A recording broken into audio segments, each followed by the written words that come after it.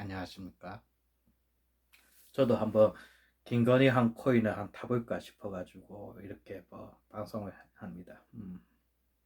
이번에 스포트라이트에서 김건희 씨 노스치록이 나왔죠.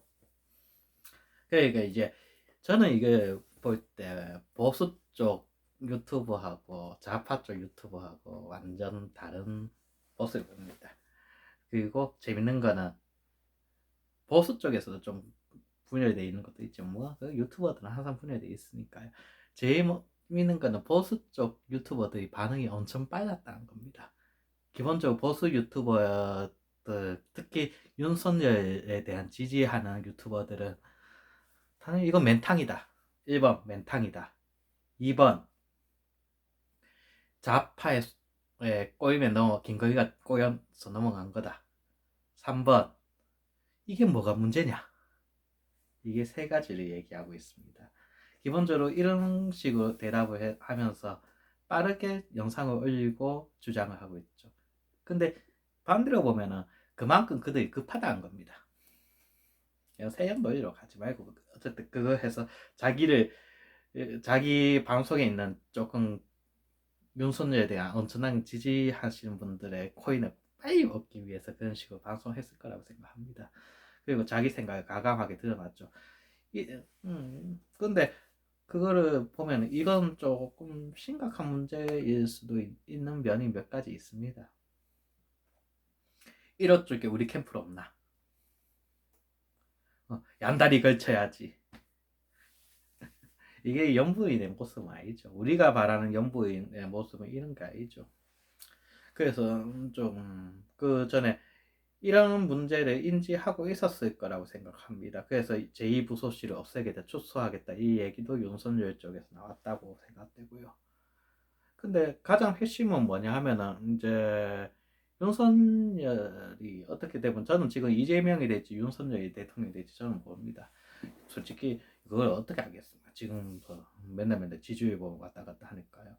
근데 윤석열이 대통령이 된다면 이 문제를 확실하게 잡아놓지 않으면 매일 얘기 나올 거거든요. 무슨 문제가 생길 때마다 김건희가 지시했느냐 안 했느냐, 당신은 김건희 말을 듣느냐 안 듣느냐 이렇게 얘기할 겁니다. 그러니까 지금 김건희 씨의 이거 통화를 보면은 자기가 완전 비선 실세 정도의 위치에, 그러니까 좀 연부인의 위치에서 뒤에서 남편을 조종, 남편 뒤에서 막강한 권력을 누리는 것 같은 그런 얘기를 많이 하고 있습니다. 그런 게 좀 보이죠. 뭐 캠프에서 우리 캠프 엉망이다. 김종인이 자기가 들어오려고 한다. 잔치판에 먹을 걸만 잔치판에 들어오려고 한다. 이런 얘기는 분명히 연부인으로서 위치에 있지 않습니다. 우리나라에서 말하는 연부인은 조용하고 한 이미지, 조용한 이미지의 연부인이지 이런 건 아니죠. 이것도 금전적인 모습이 보일 수가 없고요. 내일부터 제가 생각하기엔 민주당에서는 최순실 시즌 2라고 얘기를 할 것 같습니다. 물론 거기에 대해서 당연히 말할 수 있는 많은 건더지를 김건희 씨는 남겼습니다. 또 김건희 처가를 보면은 그럴 일이 많고요. 뭐 저런 사람들한테 어떻게 지금 최순실 넘버 2를 만들 것이냐 이런 식으로 계속 공격을 들어오겠죠. 그럼 뭐 내일 또 어떤 게 터질지 모르겠지만요. 음. 근데 정말 저희 생각하는 게 해야 되는 게 이게 저는 조금 보수 쪽에서 얘기하는 거에서 문제가 많다고 생각합니다. 만약 이재명 와이프가 저였으면 보수 쪽에서 저렇게 가만히 있었을까요? 아니, 절대 안 그랬을 겁니다. 이거 촛불로 저렇게 좌파가 타락을 했다 이렇게 욕을 하고 손가락질 했을 겁니다. 근데 일단은 우파 쪽에서는 정권 교체가 목적이기 때문에 그 목적을 위해서 모든 걸 희생을 하겠다 이런 생각이 너무 강한 것 같습니다. 즉 민주당이 정권 가진 것 자체가 제약이라고 생각하는 사람이 너무 많습니다. 특히 유튜버가 더 심하고요. 제가 좀 유튜브를 보지 말라고 말아야 이제 정신 건강에 좋다고 생각하는 것도 그런 겁니다. 유튜버는 너무 극단적으로 가는 것 같아요. 지금 근데 이게 지지율에 그렇게 크게 영향을 미친다는 생각은 지금 조금 힘들지만은 이게 점점 윤석열의 지지를 확정시키기는 많이 힘들 거라고 생각합니다. 이재명이 이때 조금은 이제 여성표를 최대한 획득하는 게 이재명의 이제 주요 선거 전략이 될 수 있겠죠.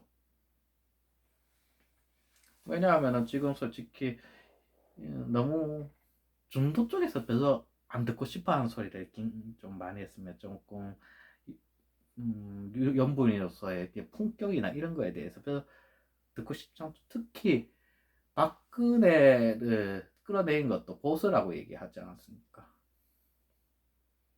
이건 솔직히 조금 생각을 해, 그 보수 쪽에서 그렇게 좋아하지 않는 그거죠. 그러니까 좀 박근혜 지지 세력들이 조금 윤석열을 조금 지지 안 해서 좀 건더기도 좀 만들어 놓은 것 같습니다만 어쨌든 솔직히 저도 뭐 만약 이게 중요한 거는 없다 맨탕이라고 얘기한 사람 이해됩니다.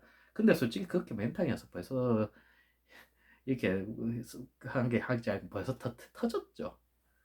터지고 제대로 크게 대문짝이 나왔을 겁니다. 근데 이것만 하더라도 이게 최순실 시즌 2라는 그런 쪽으로 말을 만들 수 있을 거죠. 지금 민주당에서는 공격 전략을 어떻게 짤 것인가에 대해서 되게 피 터지게 생각하고 국민의힘 쪽에서는 계속 이거 방어 전략을 어떻게 하냐 피 터지게 생각할 것입니다.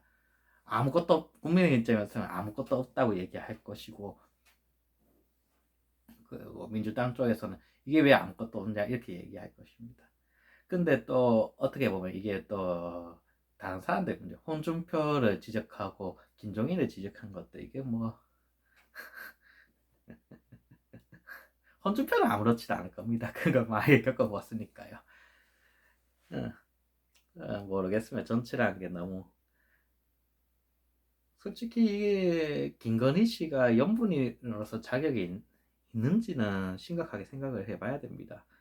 우리가 바라는 연부 이상 이미지가 있지 않습니까? 근데 거기에서 솔직히 김건희 씨는 조금 전두환 마누라 같은 이미지죠. 법부인 같은 이미지, 사업가에다가 좀 최순실 같은 이미지가 생길 수밖에 없습니다.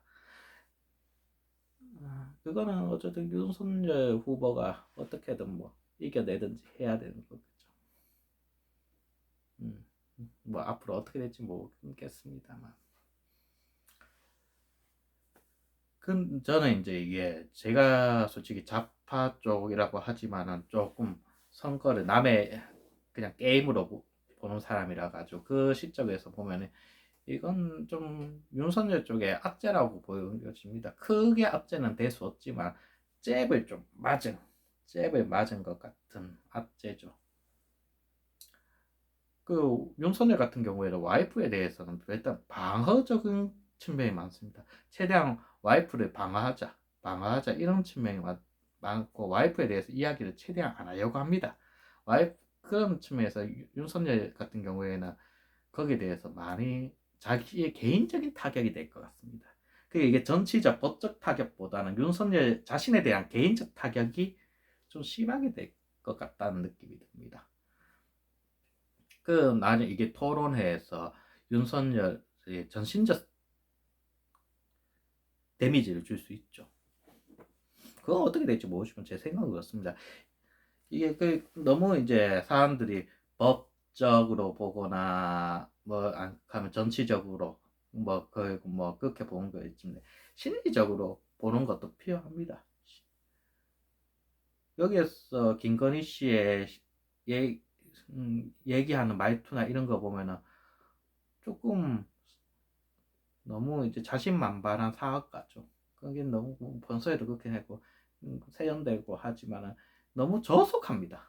그러니까 이게 좀 품이 있지 않습니다. 그게 드러났죠.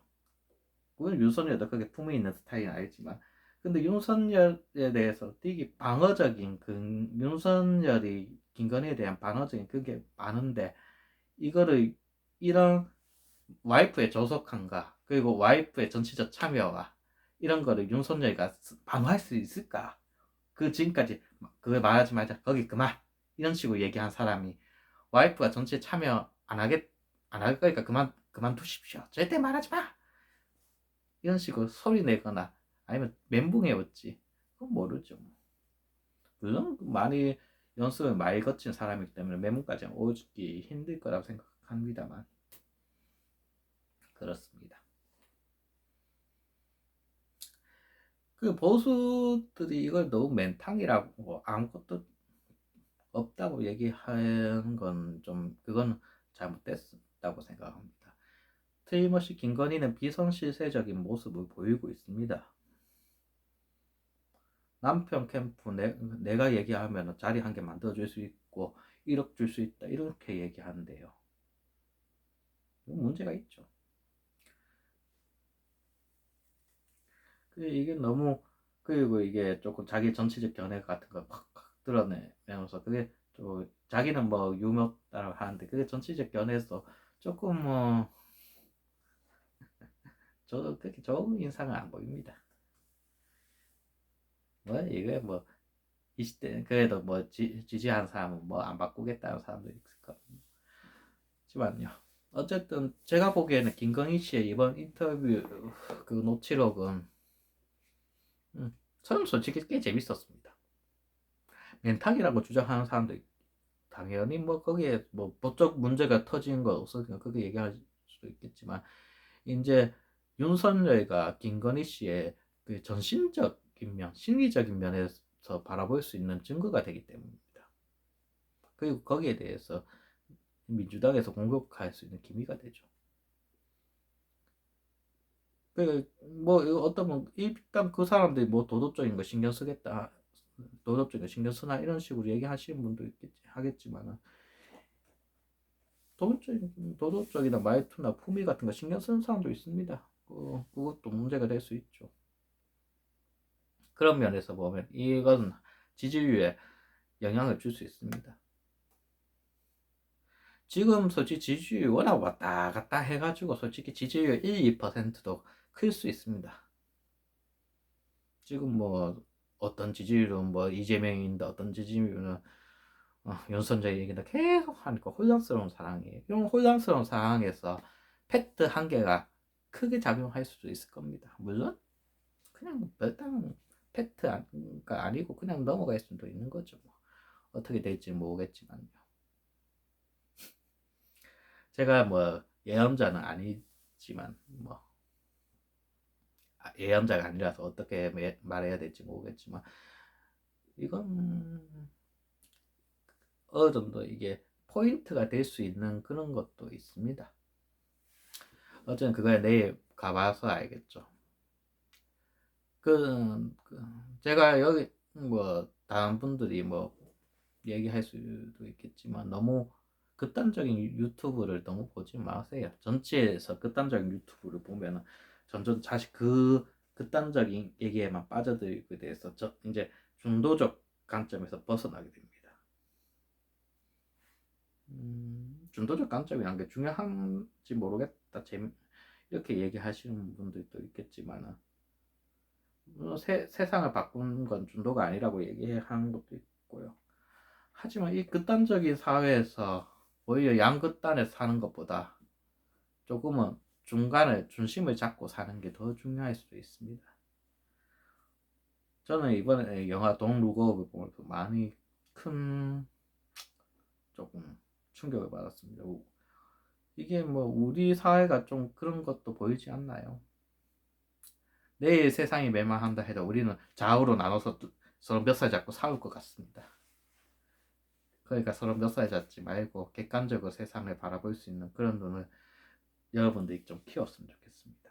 그리고 정치인하고 자신하고 동일시하지 말아주십시오. 이상입니다.